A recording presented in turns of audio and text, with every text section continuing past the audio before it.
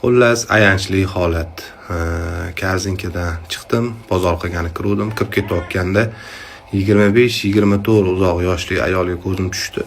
Qo'lida bola. Bolasiga to'g'riroq ko'zim tushdi. Yuzlari qizargan, 4-5 oylik, mirabrordan kichkina. Xullas kirib ketdim. Erini kutib turgandir deb yaxshi gumonda bo'ldim. Keyin qaytib chiqdim. 1 soat atrofida qaytib chiqdim.